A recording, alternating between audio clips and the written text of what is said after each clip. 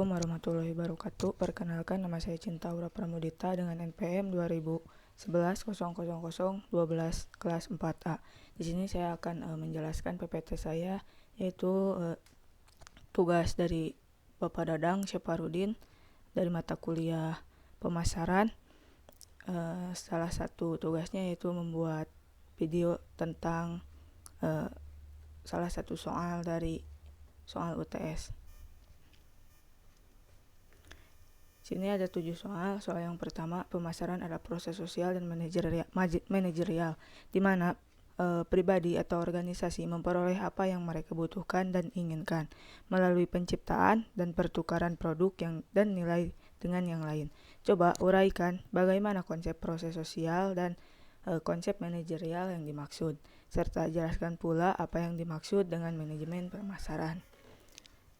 Jawaban dari nomor 1 yaitu konsep sosial, yaitu di mana harus menentukan kebutuhan, keinginan, dan minat pasar, serta menyerahkan kepuasan yang ditambahkan itu secara lebih efektif dan efisien daripada pesaing dengan cara yang bersifat memelihara atau memperbaiki kesejahteraan konsumen dan masyarakat. Konsep manajerial yaitu pemasaran harus diatur sedemikian rupa agar bisa menopang proses sosial dan menghasilkan sejumlah agar bisa penjualan agar bagus. Pemasaran sebagai proses manajerial mencakup proses berurutan berupa penentuan misi, penetapan tujuan yang akan dicapai.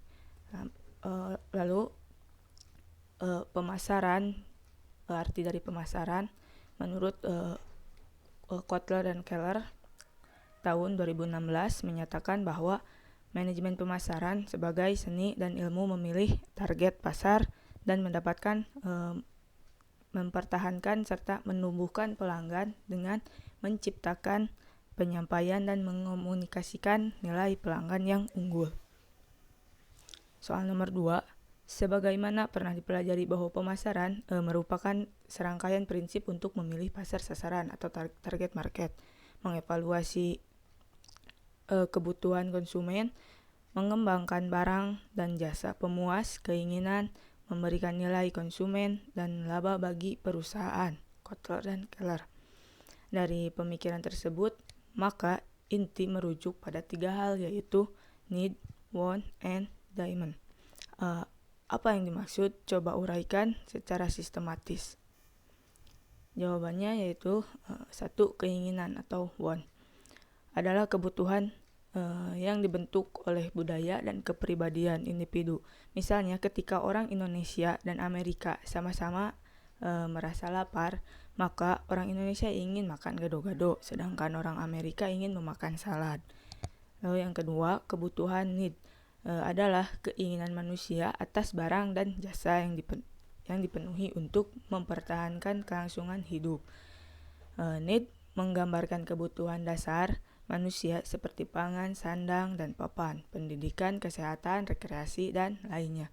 Need menjadi want jika kebutuhan telah menjurus pada suatu keinginan tertentu dan dapat memberikan kepuasan. Yang ketiga, permintaan demand atau adalah keinginan yang didukung daya beli yang mau dibeli dengan berbagai kemungkinan harga selama jangka waktu tertentu dan dengan anggapan faktor pengaruh lain tetap sama. Mau dan mampu di sini memiliki arti betapapun orang berkeinginan atau membutuhkan sesuatu. Kalau ia tidak mempunyai uang atau tidak bersedia mengeluarkan banyak uangnya untuk membeli, maka keinginan tetap keinginan dan belum disebut permintaan. Namun ketika keinginan atau kebutuhan disertai kemauan dari kemampuan untuk membeli dan didukung oleh uang yang cukup membayar harga, maka hal tersebut merupakan permintaan. Soal yang ketiga, jelaskan bagaimana perbedaan konsep penjualan dan konsep pemasaran, dan sebutkan pula bahwa apa yang dipasarkan itu. Jawabannya, konsep penjualan berorientasi terhadap kepuasan konsumen, sehingga perusahaan harus mampu melakukan penjualan brand dan promosi yang agresif. Tidak cukup bagi perusahaan sekadar untuk membuat barang dan menunggu pelanggan untuk membeli produknya. Dengan demikian, sesuai dengan konsep penjualan, maka sangat penting bagi perusahaan untuk memberitahu konsumen tentang produk yang sudah dipasarkan melalui berbagai cara promosi yang bijak dan baik. Sedangkan konsep pemasaran adalah strategi yang digunakan oleh perusahaan produsen barang atau jasa secara berkesinambungan untuk memenangkan persaingan pasar secara berkesinambungan. Penyusunan rencana usaha secara menyeluruh ditandai oleh strategi pemasaran. Apa saja yang dipasarkan? 1. Barang-barang fisik adalah bagian terbesar dari usaha produksi dan pemasaran kebanyakan negara. Contohnya, setiap tahun pemasaran memasarkan miliaran produk makanan segar, kalengan, kemasan, dan beku. Yang kedua, jasa. Ketika ekonomi maju, semakin besar porsi aktivitas ekonomi yang difokus pada produk jasa. Contohnya, maskapai udara, hotel, rental mobil, dan lain-lain. Yang ketiga, acara pemasar mempromosikan acara berdasarkan waktu seperti pameran dagang, pertunjukan seni, dan ulang tahun, dan juga lain-lainnya. Yang keempat, pengalaman. Dengan memadukan beberapa jasa dan barang, perusahaan dapat menciptakan atau memamerkan dan memasarkan pengalaman. Contohnya, Walt Disney, Walt Magic. Yang kelima, orang. Pemasar ini bisa disebut selebriti adalah bisnis yang besar. Artis, musisi, CEO, dokter, dan juga lain-lain. Yang keenam, tempat. Kota, negara, bagian, kawasan, dan seluruh bangsa bersaing secara aktif untuk menarik turis, pabrik, kantor, pusat, perusahaan, dan pemukiman baru. Pemasar dapat mencakup spesialis, pengembangan, ekonomis, agen real estate, bank komersial, asosiasi bisnis lokal, dan agen periklanan dan humas. Yang ketujuh, properti. Hak kepemilikan terwujud dan properti yang sebenarnya.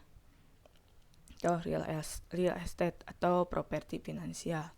Yang kedelapan, organisasi. Secara efektif bekerja untuk membangun citra yang kuat, disukai, dan unik di benak publiknya.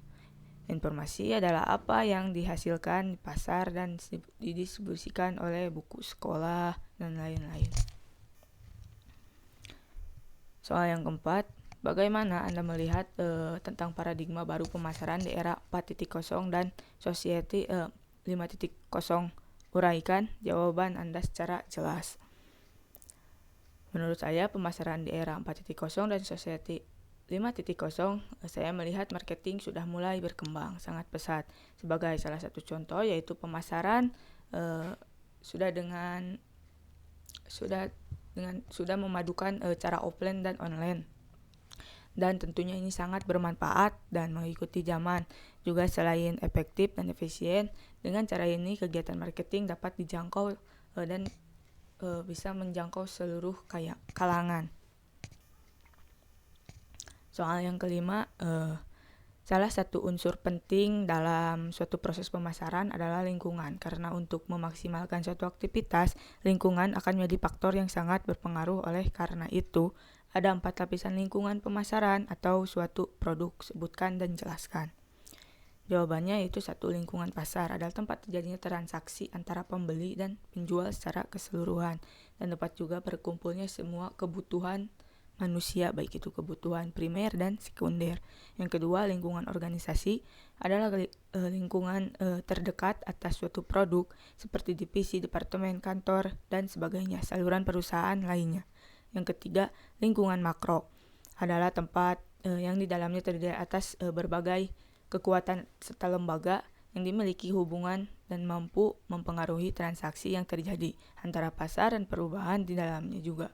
Terdapat beberapa komponen yaitu perekonomian, teknologi, kebudayaan, dan kebijakan pemerintah setempat. Yang keempat, lingkungan ekstra adalah lingkungan yang sulit untuk diperkirakan oleh perusahaan.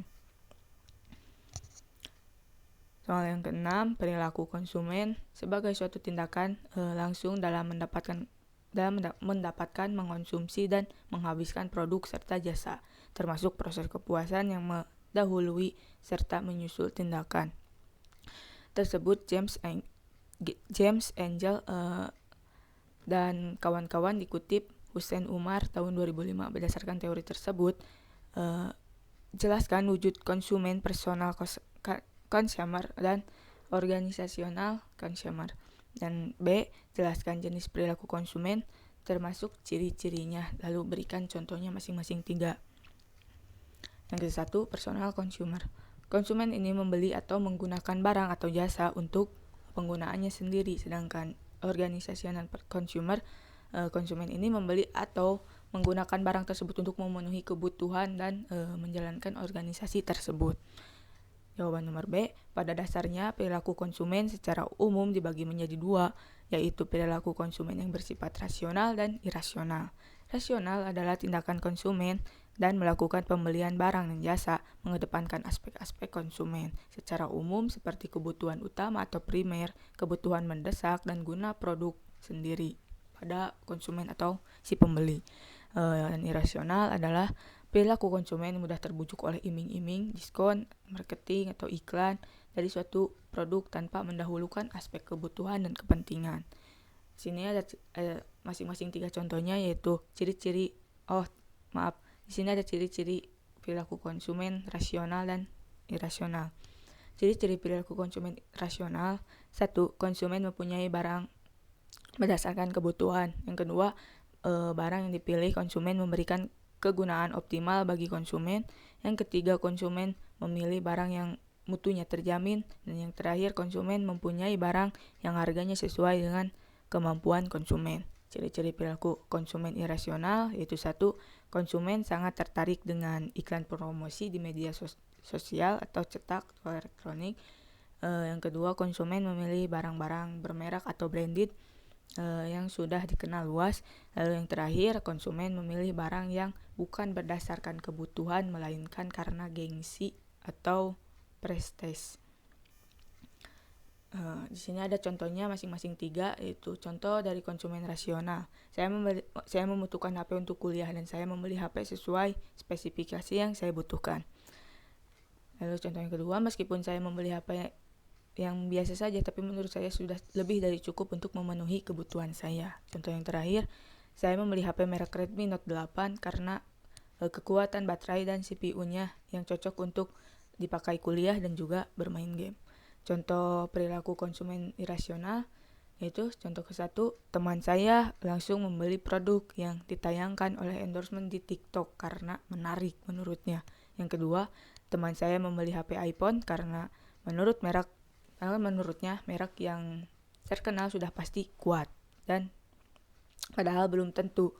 Dan yang terakhir, selain karena terkenal, alasan teman saya membeli iPhone juga karena sebuah tren masa kini yang anak-anak muda sudah berbondong-bondong untuk membeli iPhone. Soal yang terakhir yaitu soal nomor 7. Uraikan secara lengkap dan sistematis faktor utama yang mempengaruhi perilaku konsumen seperti kebudayaan, sosial, pribadi, dan psikologi.